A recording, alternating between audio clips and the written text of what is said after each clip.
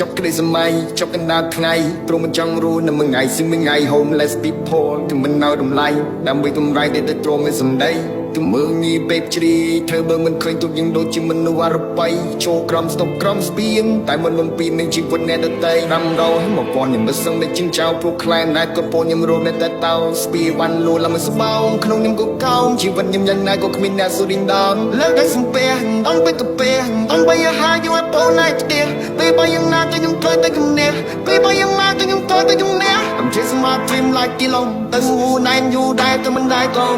ខ្លួនមិនស្គាល់ឯណាធំជីវិតដំណាំនៅស្ដីដូរនាំដល់ពេលលោចូលនិតពោពីមួយថ្ងៃទៅមួយថ្ងៃកាន់តែទឹកត្រង់រាងកាយខ្វះជីវជាតិរួចលើស្គមចោលលុយដែលរកបានទៅកណ្ដាលឲ្យធំបាត់មានក្រងមានក្រងចង់មិនលូនដល់សាប់ចង់មានទៀបមិនចង់ទីងក្រងឆាប់ចង់ឲ្យជីវិតនេះស្រមលោកឆាប់មួយពេល